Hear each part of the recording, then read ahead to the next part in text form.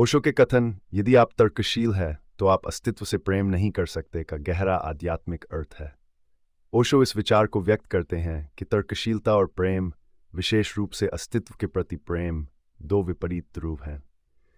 तर्कशीलता एक ऐसी प्रक्रिया है जो हमेशा विश्लेषण, कारण और समझने की कोशिश करती है, जबकि प्रेम एक सहज और प्राकृतिक भावना है जो बिना किसी शर्त या तर्क के अस्तित्व में आती है।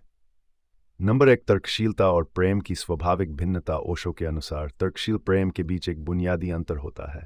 तर्कशीलता विश्लेषणात्मक होती है, यह हर चीज का कारण और परिणाम ढूंढने की कोशिश करती है।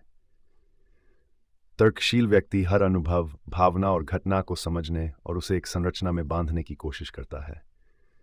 दूसरी ओर प्रेम एक ऐसी भावना है जो किसी तर्क, कारण या विश्लेषण की अपेक्षा नहीं करती।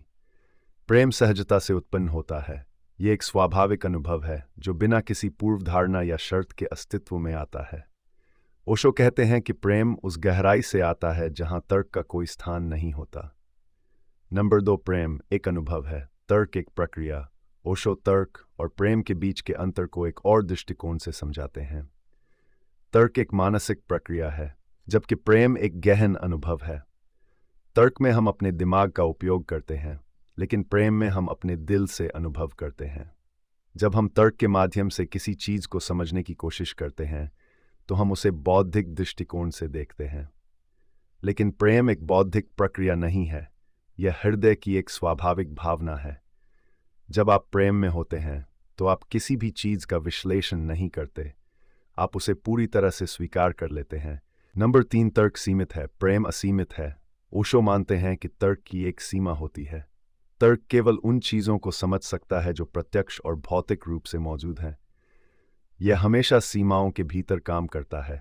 तर्क का आधार हमेशा कारण और परिणाम पर आधारित होता है, लेकिन प्रेम की कोई सीमा नहीं होती। प्रेम असीमित है क्योंकि यह किसी भौतिक या प्रत्यक्ष कारण पर आधारित नहीं है।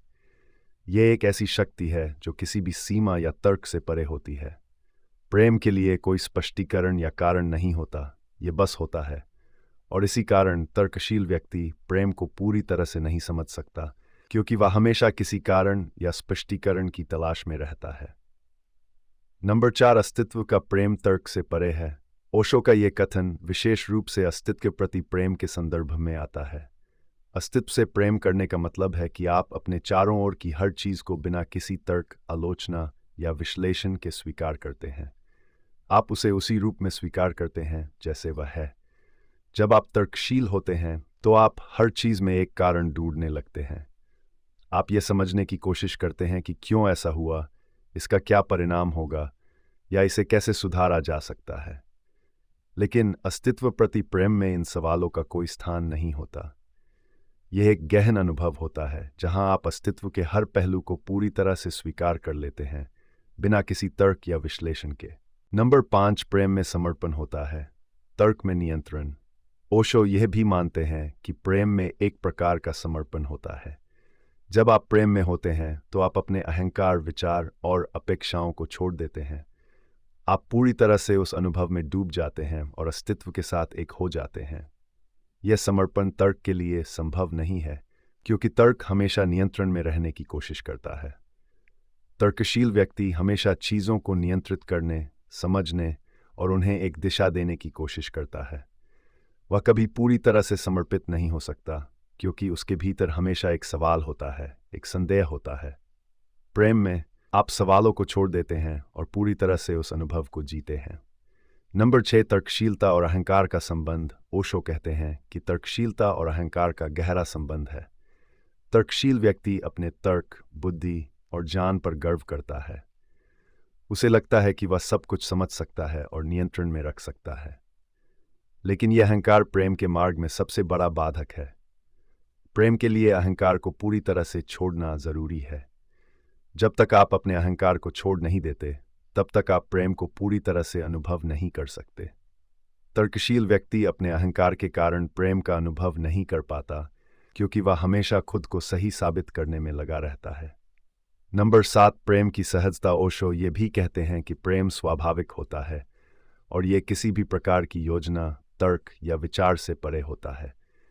जब आप प्रेम में होते हैं तो आप स्वाभाविक रूप से जीते हैं। प्रेम का कोई विश्लेषण नहीं होता, यह बस होता है। तर्कशील व्यक्ति हर चीज को व्यवस्थित और योजनाबद्ध तरीके से करना चाहता है। वह प्रेम को भी एक योजना के रूप में देखता है, लेकिन प्रेम को किसी योजना में डाला नहीं जा सकता।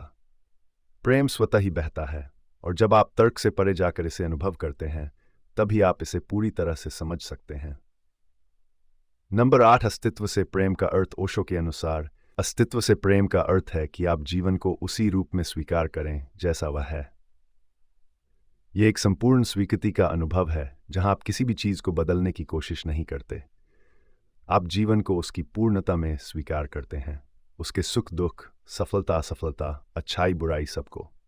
जब आप अस्तित्व से प्रेम करते हैं तो आप जीवन के हर अनुभव को एक उपहार के रूप में देखते हैं।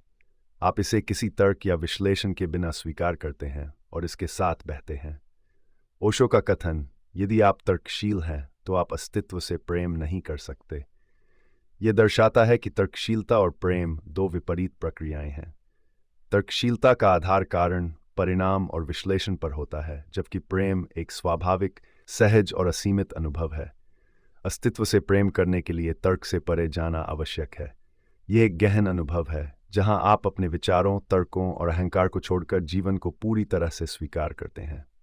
प्रेम में समर्पण, स्वीकृति और सहजता होती है, जो तर्क के माध्यम से नहीं बल्कि हृदय के माध्यम से अनुभव की जाती है।